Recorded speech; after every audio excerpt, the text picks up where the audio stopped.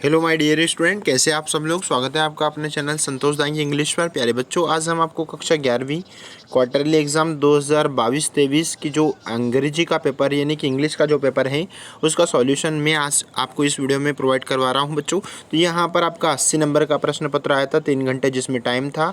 आज हम आपको त्रैमासिक परीक्षा अंग्रेजी के पेपर का सॉल्यूशन बता रहे हैं।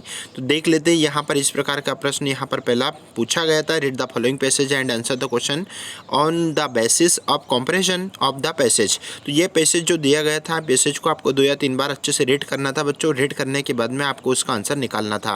पहला प्रश्न आपके सामने डिस्प्ले पर, in nature one of the loveliest sound is. तो आपका करेक्ट और राइट आंसर बन जाएगा D option, the song of birds. उसके बाद में दूसरा प्रश्न, when wild birds migrate at night they cry out. तो उसका सेकंड ऑप्शन है to keep the birds together. उसके बाद में तीसरा प्रश्न बच्चों आपके सामने, we human beings use words to express idea.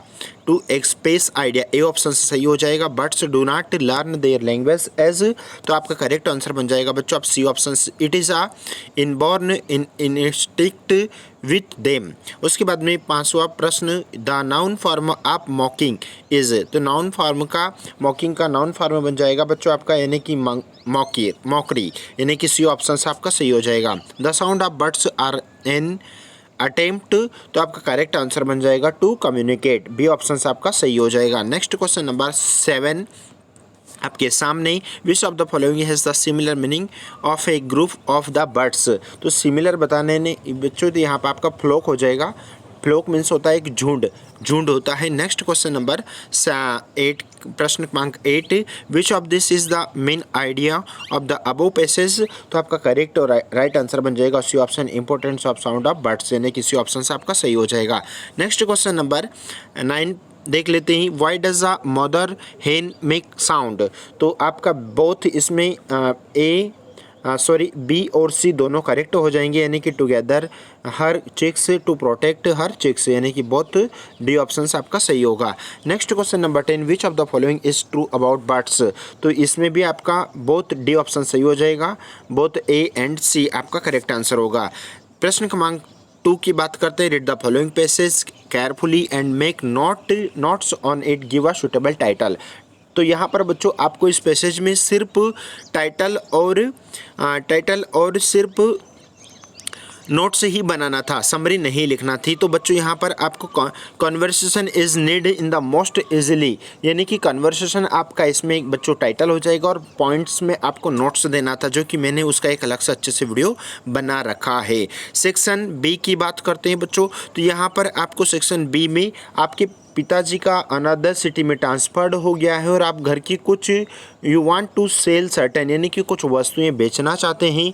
House hold good things, यानी कि कुछ वस्तुएं घर की, चाहे फ्रिज हो, कूलर हो, टीवी हो, मोटरसाइकिल, जो भी, उसका अपने को एक्सप्लेन करके एक विज्ञापन तैयार करना था और उसके ताकि हम उसे पब्लिक कर सकें, लोकल न्यूज़पेपर में हम उसे प्रिंट छपवा सकें, पैराग्राफ बना सकें। इस हेतु बच्चों यहाँ पर आपको एक विज्ञापन तैयार करना था। उसके ओवर की यदि बात करते हैं तो यहाँ पर आपको एक पोस्टर बनाना था जिसमें आपकी रेगुलर एक्सरसाइज चल रही हो, है ना। उसके बाद में यानी कि कुछ नारे जो कि यूज ऑफ स्लोगन्स इससे संबंधित। नेक्स्ट क्वेश्चन नंबर 4 के आंसर की बात करें तो बच्चों यहाँ पर आपको प्रश्न क्रमांक 4 में एप्लीकेशन लिखना थी, जो कि आप write an application to a principal give your permission to go on a tour, यानी कि आप अपने प्राचार्य महोदय से किस दूसरी जगह पर स्थान पर भ्रमण करने के लिए, या सारे के सारे क्लास के बच्चे जो भ्रमण यानी कि भ्रमण करने के लिए आप दूसरे अनदर स्थान पर जाते हैं, इस हेतु बच्चों अपने को प्राचार्य महोदय से एक अनुमति लेने हेतु एक एप्लीकेशन आवेदन पत्र लिखना था। उसके बाद में यदि उसके ओआर के प्रश्न की बात करते हैं बच्चों, तो यहाँ पर समर वेकेशन यानी कि अधिक दिन की छुट्टी के लिए आपको एक लेटर तैयार करना था, ठीक है, जो कि बहुत ही इंपॉर्टेंट लेटर है ये 11th और 12th दोनों एग्जाम की दृष्टि से, दोनों क्लास की दृष्टि से। Article, right an article on any one of the following topics in about 120 words, यानी कि किसी एक टॉपिक्स के ऊपर बच्चों आपको यहाँ पर 120 वर्ड्स का एक पैसेज कंपोजिशन लिखना था। नेक्स्ट क्वेश्चन नंबर 5 के ओवर की यदि बात करते हो तो यहाँ पर आप किसी फंक्शन में सम्मिलित होना जा रहे हैं और आपका वार्षिक उत्सव से संबंधित आपके विद्यालय में एक वार्षिक उत्सव फंक्शन किया जा रहा है, इस हेतु बच्चों यहाँ पर अपने को एक कंपोजिशन लिखना था। नेक्स्ट क्वेश्चन नंबर सी के आंसर की बात करें। पहला प्रश्न, मोनिका इज बीएससी स्टूडेंट। तो आर्टिकल का प्रश्न तो बा साउंड आ रहा है, मतलब व्यंजन हो रहा है, मतलब बच्चों आपका ए आर्टिकल आएगा। He has not goat money in his pocket. तो यहाँ पर नेगेटिव प्रश्न है बच्चों, नेगेटिव के साथ में हमेशा एनी का प्रयोग होता है, पॉजिटिव के साथ में सम का प्रयोग होता है, इसका मतलब इसमें एनी आएगा। Next question, do you know, आप जानते हो, हैज़ हैपेंड। व्हाट, क्या जानते हैं, तो यहाँ पर व्हाट का प्रयोग होगा। नेक्स्ट क्वेश्चन नंबर 4 है, मोहन वाज फाइंड हिज मिसडेड। तो यहाँ पर इसमें फोर प्रपोजिशन वर्ड का यूज होगा। प्रश्न क्रमांक 5, द वेदर वाज कोल्ड। भाई मौसम कैसा था, बहुत ठंडा था, किंतु देयर वाज वाइंड, किंतु हवा नहीं थी, तो यहाँ पर नो का प्रयोग होगा। उसके बाद में इंग्लिश इज मैनी कंट्रीज। भाई अंग्रेजी अनेक देशों में बोली जाती है, अनेक शहरों में बोली जाती है, तो यहाँ पर पास्ट पार्टिसिपल हो जाएगा, यानी कि थर्ड फॉर्म स्पोकन का प्रयोग होगा। Next question number 7, does directed. पहला प्रश्न आपके सामने ही, पहला प्रश्न ही teach English, change into negative. तो यहाँ पर प्रेजेंट इंडेफिनिट का सेंटेंस है बच्चों, तो he does not teach English, पहला प्रश्न। दूसरा प्रश्न बच्चों यहाँ पर आपको रीअरेंज करके लिखना था, तो यहाँ पर the Himalaya is the highest mountain of the world, यानी कि सुपरलेटिव डिग्री का सेंटेंस है ये। Next question number 3, he is sleeping for 3 hours. वह कितने घंटे से, 3 घंटे से सो रही है, तो इसको करेक्ट सेंटेंस करना था बच्चों। तो देखो यहाँ पर इसमें पॉइंट ऑफ द टाइम या पीरियड ऑफ द टाइम का यूज यदि होता है तो वो लास्ट टेंस में चला जाता है, यानी कि वो प्रेजेंट परफेक्ट कंटिन्यूस टेंस की इसमें हेल्पिंग वर्ब लग जाएगी। तो he has been sleeping for 3 hours, has been लग जाएगा इच के स्थान पर। उसके बाद में प्रश्न क्रमांक 4, ही इज़ वेरी पुअर, वह बहुत गरीब है, ही can not pay his fees, वह शुल्क जमा नहीं कर सकता।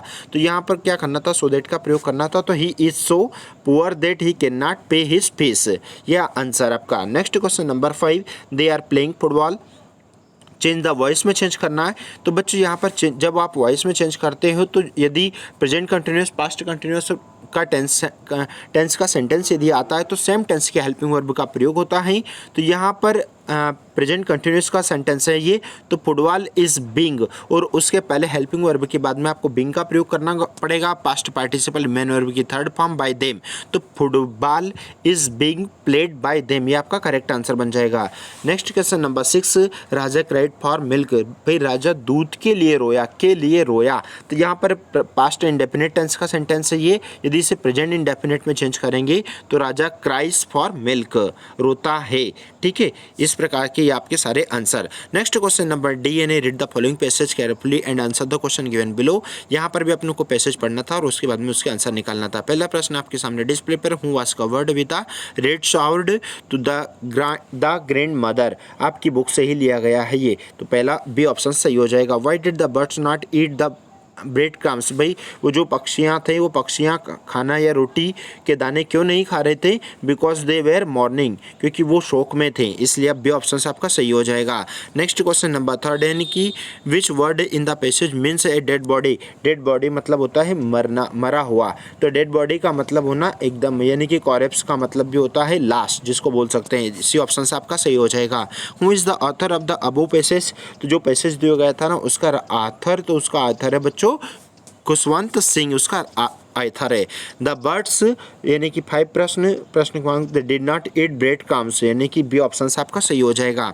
नेक्स्ट क्वेश्चन नंबर 9, तो यहाँ पर बच्चों एक्सट्रैक्ट दिया गया, यानी कि पोएम की लाइंस जो दे रखी है, द कार्डबोर्ड से लिया गया है ये, स्नैपशॉट से, ठीक, हाँ, ए फोटोग्राफ से।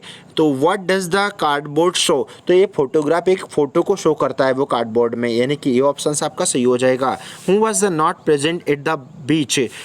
भाई कौन उपस्थित नहीं था, तो कवि उपस्थित नहीं था, कवित्री है ना, तो पोइटिस यहाँ पर आ जाएगा आपका ए ऑप्शन सही।